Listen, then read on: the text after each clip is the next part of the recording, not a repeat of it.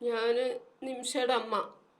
ഞാൻ 2024 ഏപ്രിൽ 20 ഞാൻ യമൻ എന്ന രാജ്യത്ത് വരാൻ ഞാൻ ഒരുപാട് വർഷങ്ങളായിട്ട് 2017 മുതൽ ഈ യമൻ സന എന്ന രാജ്യം ഞാൻ കാണുമോ, എൻ്റെ മോളെ ഞാൻ കാണുമോ, ഇവിടെ എനിക്ക് കാലുകുത്താൻ അർഹതയുണ്ടോ എന്ന് ഞാൻ ദൈവത്തോട് മുറ വിളിച്ചിരിക്കുകയായിരുന്നു. പക്ഷെ കോടതിയുടെ അനുമതി പ്രകാരം ഞാൻ സാമുവൽ സാറിനോടൊപ്പം ഞാൻ യമനിൽ ഏപ്രിൽ 20 2024 ഞാൻ യമനിൽ വന്ന് കാലുകുത്തി. ഞാനിന്ന് ഇവിടെ ഇരിക്കുന്നു. തൽക്കാലം നിമിഷനെ കണ്ട് തിരിച്ചു പോകാനുള്ള ഒരു രീതിയിലാണ് ഞാൻ വന്നത്. പക്ഷേ നിമിഷനെ കണ്ടു, ഇടയ്ക്കിടയ്ക്ക് നിമിഷനെ കാണുന്നുണ്ട്. പക്ഷെ നിമിഷയ്ക്ക് എപ്പോഴും ഇടയ്ക്കിടയ്ക്ക് നിമിഷനെ ഇന്ന് കൊല്ലും, നാളേക്ക് അവളുടെ കൊല നടക്കും, അല്ല അടുത്ത ആഴ്ച അവളുടെ വധശിക്ഷ നടത്തും എന്നിങ്ങനെ കേട്ടുകൊണ്ടിരിക്കുമ്പോൾ എനിക്ക് എങ്ങനെ എൻ്റെ മകളെ ഇവിടെ വിട്ടിട്ട് എനിക്ക് നാട്ടിലേക്ക് വരാൻ കഴിയില്ല. എനിക്ക് നാട്ടിലേക്ക് കയറി വരാൻ എനിക്ക് കഴിയില്ല. ഞാനിവിടെ ഇരിക്കുന്നു. കഴിഞ്ഞ ഏതാനും മാസങ്ങൾക്ക് മുമ്പ് സാറ് നിമിഷയുടെ അത്യാവശ്യ കാര്യങ്ങൾക്ക് വേണ്ടി സാമുവൽ സാർ നാട്ടിലേക്ക് പോയി.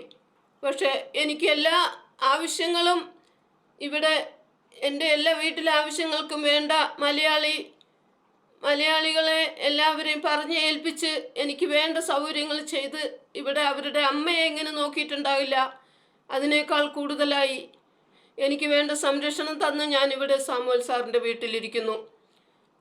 കുടുംബം എല്ലാവരും എന്നെ വിളിക്കും, അന്വേഷിക്കും, എൻ്റെ കാര്യങ്ങൾ ചെയ്യും. നാട്ടിലായിരുന്നപ്പോഴും ദിവസം 2 നേരവും എന്നെ ഫോൺ ചെയ്ത് എന്നെ സഹായിക്കും, എൻ്റെ വിവരങ്ങൾ മനസ്സിലാക്കും.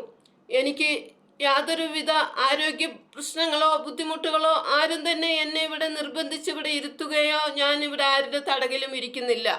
ദയവ് ചെയ്ത് വീഡിയോയിൽ വരുന്ന വിഷമങ്ങളെല്ലാം ഞാൻ കേട്ട് ഒരുപാട് ഞാൻ വിഷമിക്കുകയാണ്. എന്താ കേട്ട് കഴിഞ്ഞാൽ ആരും എന്നെ ഇവിടെ തടകിൽ വെച്ചിട്ടില്ല, ആരും എന്നെ നിർബന്ധിച്ച് ഇവിടെ ഇരുത്തിയിട്ടില്ല. എൻ്റെ മകളാണ് ജയിലിൽ കഴിയുന്നത്. എൻ്റെ മകളുടെ ജീവനെ രക്ഷിക്കാൻ തന്നെയാണ്. എൻ്റെ ജീവൻ കൊടുത്താലും എനിക്ക് അവളെ രക്ഷിക്കണം. അവളുടെ ഒരു പെൺകൊച്ചുണ്ട്, ആ കൊച്ചിന് വേണ്ടി അവളുടെ ജീവനെ രക്ഷിക്കണം. എല്ലാവരും ചേർന്ന് രക്ഷിക്കണമെന്ന് ഞാൻ കേണപേക്ഷിക്കുകയാണ്. ഞാൻ ദയവ് ചെയ്ത് ആരും ഈ ആവശ്യമില്ലാത്ത വീഡിയോകൾ നാട്ടിൽ വരരുതേ എന്ന് ഞാൻ കേണപേക്ഷിക്കുകയാണ്. ഞാൻ കാല് പിടിച്ച് അപേക്ഷിക്കുകയാണ്. ആവശ്യമില്ലാത്ത വീഡിയോ. അമ്മയ്ക്ക് യാതൊരുവിധ ആരോഗ്യ ബുദ്ധിമുട്ടുകളും ഇവിടെ ഇല്ല.